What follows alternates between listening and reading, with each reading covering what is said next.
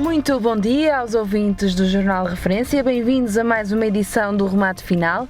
Eu sou a Ana Regina Ramos e comigo tenho, como habitual, o Eduardo Carvalho, que nos vai falar um bocadinho sobre as novidades no âmbito do futebol. Olá, Eduardo. Olá, Ana, um grande abraço a todos os nossos ouvintes, sobretudo aos verdadeiros apaixonados por futebol. Ora, esta semana vamos falar tanto da Taça da Liga como da Liga NOS, mas antes disso vamos retomar aquelas curiosidades que falámos na edição passada no âmbito de duplos confrontos com equipas da região norte, e queria que Eduardo explicasse aqui no fundo quais é que foram os resultados e o que é que tens a falar sobre esses jogos. Sim, não foram só confrontos entre equipas da Zona Norte. Portanto, houve, por exemplo, o Gil Vicente Sporting, também o Vitória Futebol Clube contra o Vitória Sport Clube, se preferirem, Vitória de Setúbal, Vitória de Guimarães, e tal como previsto, nenhum desses duplos confrontos terminou com resultados ou sentidos de resultado iguais. Portanto, o Gil Vicente primeiro recebeu e venceu o Sporting para a Liga NOS, um jogo em que o Sporting esteve muito abaixo do nível a que poderá aspirar, para, pelo menos como equipa que, sendo um outsider, é sempre um candidato ao título. E acima de tudo baixou muito a qualidade de jogo relativamente ao duelo europeu frente ao PSV, em que foi superlativo, em que esteve verdadeiramente ao seu melhor nível, ganhando e convencendo a nível exibicional. E nesse primeiro jogo, de facto, perdeu e perdeu bem, em Barcelos, sendo que agora, à meio da semana, para a Taça da Liga, venceu sem grandes dificuldades, porque apesar de uma ou outra mexida no 11, foi uma equipa concentrada, foi uma equipa que se empenhou no jogo, e quando assim é, normalmente a equipa mais forte ganha. Relativamente ao duelo de vitórias, primeiro houve um empate, foi um jogo equilibrado, esse jogo de campeonato, que terminou com esse 1-1, sendo que depois, na Taça da Liga, a qualidade superior do Vitória de Guimarães também veio ao de cima, e mesmo havendo aqui também algumas mexidas, a verdade é que a equipa de Ivo Vieira tem uma qualidade de jogo coletiva muito superior. Vamos ver o que é que este Vitória de Setúbal de Júlio Velásquez poderá trazer de novo com esta mudança de treinador. É um treinador que normalmente privilegia um futebol mais atrativo, um futebol de posse, de circulação, de jogo mais apoiado, mas essa é uma ideia de jogo que a equipa de Ivo Vieira já tem muito enraizada, e num duelo taco a taco o Vitória de Guimarães sairia sempre por cima, pelo menos em termos de favoritismo à partida, e isso confirmou-se na Taça da Liga. Por isso, tal como previsto, estes duplos confrontos são sempre muito interessantes. Vemos isso na Premier League várias vezes, e eu gosto. São situações que eu, por acaso, não estou muito habituado a ver em Portugal, mas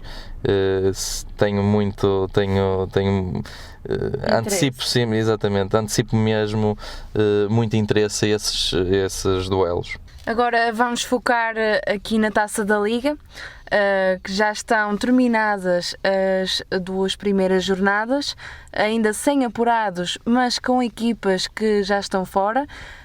E relativamente a cada um dos grupos, o que é que podes aqui explicar aos nossos ouvintes, o que é que está neste momento a acontecer e quais são as próximas, os próximos passos destas equipas?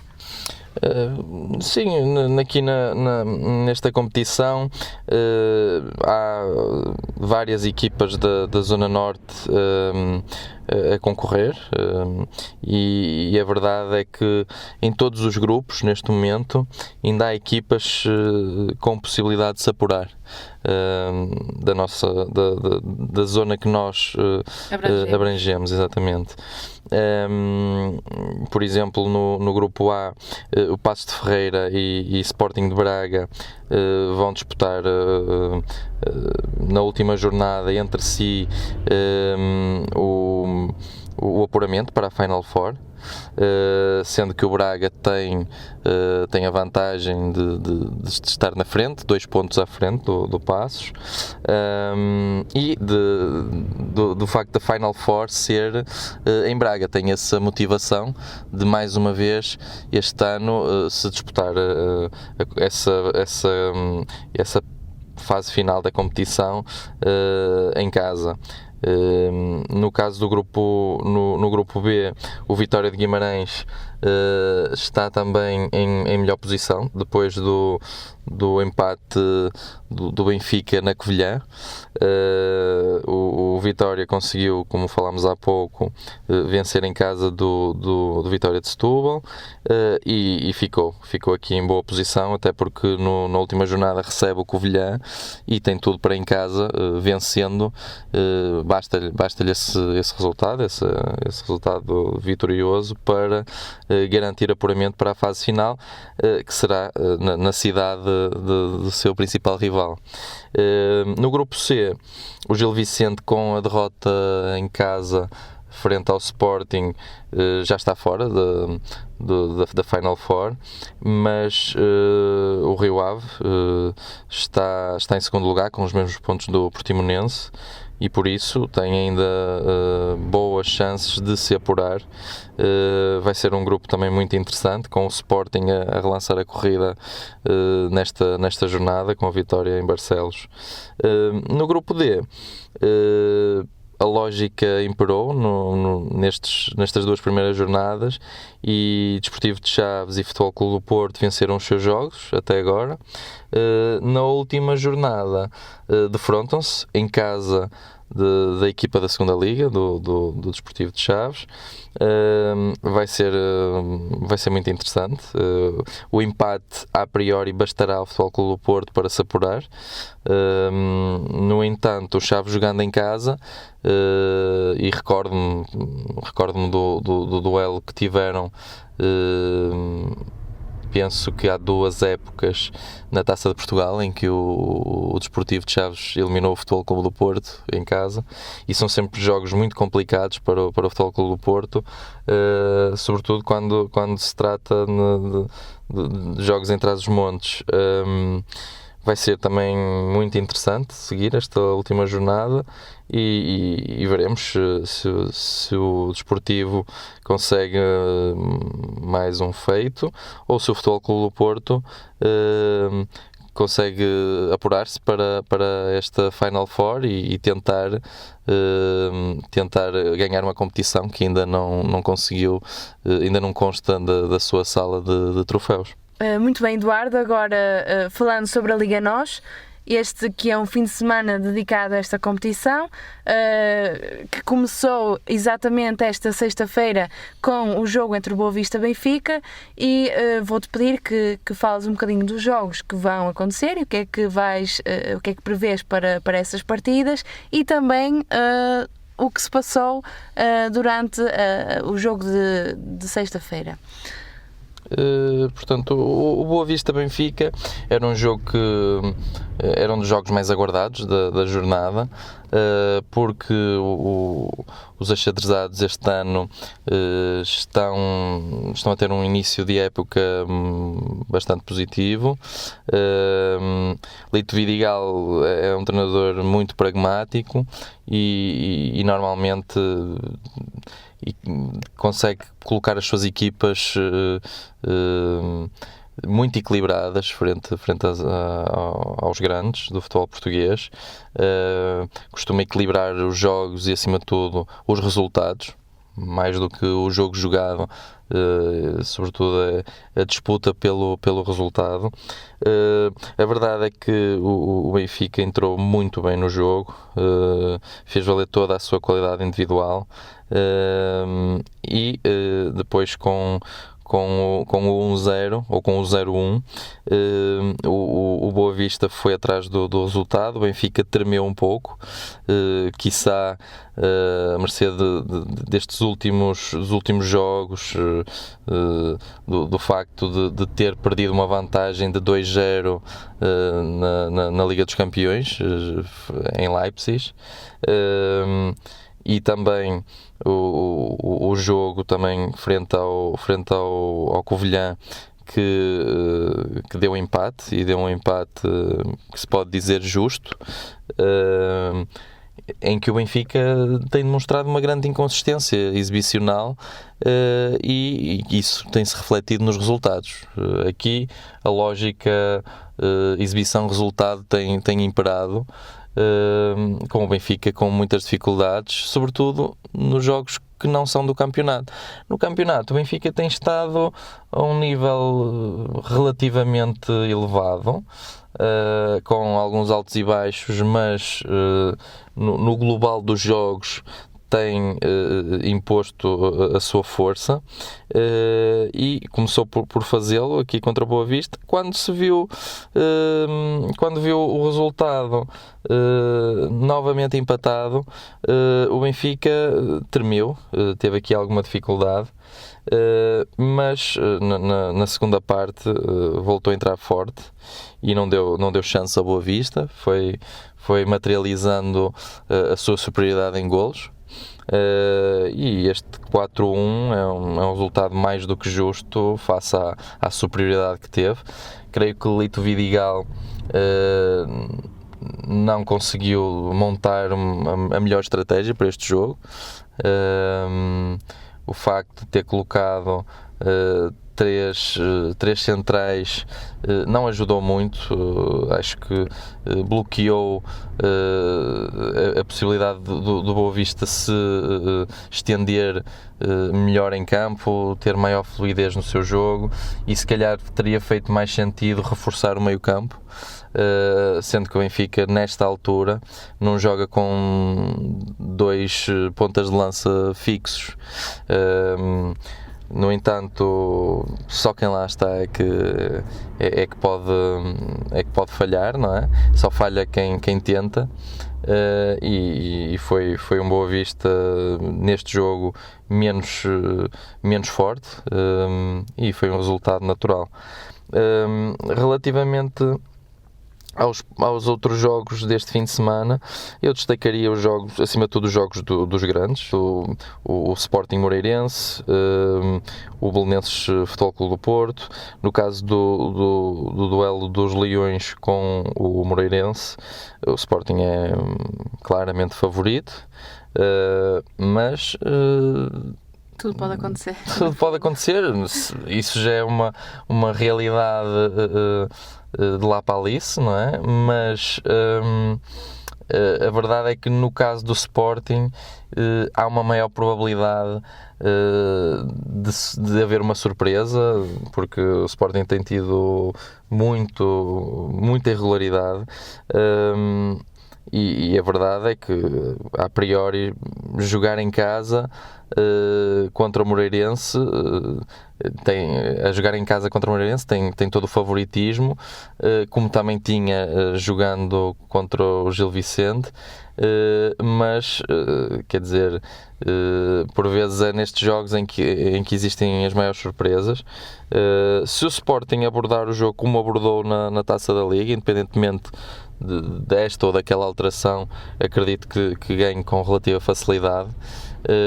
Mas este Moreirense é uma equipa que tem estado muito bem neste campeonato, com o Vítor Campelos a ter uma tarefa muito difícil depois da saída de Vieira, mas tem estado à altura, não a nível de qualidade de jogo. Isso aí notou-se aqui uma quebra natural, não é? Também saíram algumas unidades importantes do Moreirense, mas conseguiu segurar as pontas, conseguiu manter a consistência de jogo dos Cónegos, e é uma equipa que a qualquer momento pode surpreender. Tem jogadores com características muito diferentes na frente de ataque, tem uma defesa bastante razoável, e se calhar o meio campo será o setor menos forte.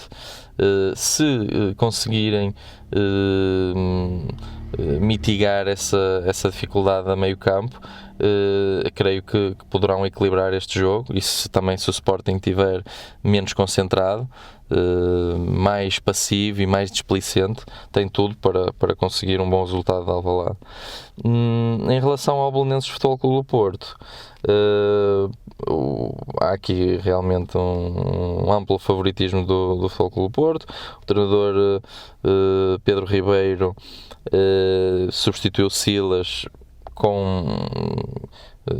que tem sido uma tarefa difícil também, tal como no Moreirense, Vítor Campelos, e Silas era um treinador bastante imprevisível, que montava equipas e estratégias muitas vezes diferentes de jogo para jogo.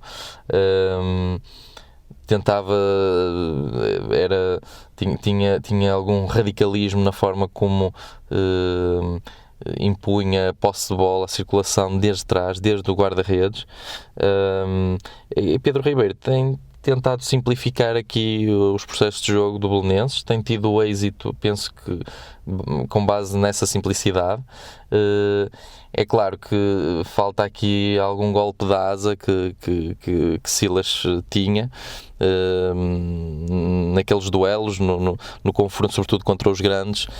Notava-se essa propensão de Silas para esses jogos, mas penso que Pedro Ribeiro tem feito um bom trabalho. Vai dificultar ao máximo a tarefa do Futebol Clube do Porto, mas é uma equipa muito jovem, é uma equipa ainda à procura do seu melhor nível de jogo, e que depende muito do seu guarda-redes. Na minha opinião, a unidade mais neste momento dos belenenses é o seu guarda-redes, Hervé Kofi, que tem estado lesionado. Não sei se estará recuperado a tempo deste jogo. Seria muito importante para os azuis do Restelo essa recuperação do seu guarda-redes, e depois também o seu médio, que para mim é a segunda unidade mais importante neste momento do plantel, o seu médio número 8, André Sousa. É de facto um jogador que nem sempre tem tido a relevância que merece no contexto desta equipa, mas é para mim o verdadeiro motor da equipa. É um jogador com critério na circulação, um jogador que solidário defensivamente, tem qualidade tática bastante razoável para este nível, e é um jogador que na meia distância é muito forte, e pode surpreender a qualquer momento com remates fortes e colocados. E acho que depende muito destas unidades. Claro que todo um coletivo à volta destes jogadores, mas com dias de inspiração destas unidades, e um dia menos concentrado do Futebol Clube do Porto, só assim o Belenenses teria a possibilidade de tirar algo deste jogo, porque acho que o Futebol Clube do Porto vai entrar com tudo, vai tentar novamente ficar a 2 pontos da liderança. Penso que vai voltar ao seu 11 mais habitual, que passa pelo último confronto do campeonato, neste caso contra o Vitória de Setúbal. Pode haver uma outra dúvida. A priori, creio que Danilo e Lume manter-se-ão como dupla no meio campo, saída alternada para os dois, com o Lume com um pouco mais de ordem para avançar no terreno. No meio campo mais ofensivo, Otávio tem sido o cérebro da equipa. Corona esteve menos bem no jogo anterior, mas já descansou para a Taça da Liga, deverá voltar a ser o extremo direito. Do lado esquerdo, há sempre a possibilidade de Luís Dias aparecer e subtrair-se aqui um avançado mais central, mas na minha opinião o Porto deve fazer derivar, o Sérgio Conceição deverá fazer derivar novamente Otávio para essa posição de falso extremo esquerdo e colocar Marega ao lado provavelmente de Zé Luís, sem Aboubakar. Zé Luís teve um momento fantástico no último jogo, com um golaço que correu meia Europa, ou meio mundo, e entrou muito bem em jogo, não se resumiu só a esse golo. E sem Aboubakar penso que será a opção principal para a posição 9, sempre com Fábio Silva e Tiquinho Soares, que teve agora titularidade no jogo da Taça da Liga e esteve razoavelmente bem, sempre à espreita de uma oportunidade de ajudar a equipa e para qualquer eventualidade, prontos para ser lançados em campo. Por fim, o Rio Ave Gil Vicente, que se disputa na segunda-feira, é um jogo que nos interessa particularmente porque é entre equipas da Zona Norte. Eu acho que o Rio Ave tem tudo para, nesse jogo, se superiorizar ao Gil Vicente. No entanto, os gilistas, depois da vitória frente ao Sporting no campeonato, depois destas últimas jornadas do Rio Ave, que tem sido muito irregular, é uma equipa que desde o início do campeonato se tem mostrado muito irregular, tem sempre boas possibilidades de fazer aqui um bom resultado em Vila do Conde. Veremos o que é que acontece, sendo certo que será sempre um jogo com grande favoritismo a priori do Rio Ave, e penso que estão lançadas as bases desta jornada, em relação pelo menos ao nosso âmbito. Então, sim senhora, e nós ficamos por aqui nesta edição do Remate Final, e eu convido-vos a assistirem às restantes edições que estão disponíveis no nosso site, em jornalreferencia.pt. Podem também encontrar através do nosso canal do YouTube ou através do nosso Facebook e Instagram, e podem também seguir mais notícias sobre o desporto e também outros assuntos, sempre da região norte, em jornalreferencia.pt. Obrigada por estarem desse lado e esperamos por vocês na próxima edição.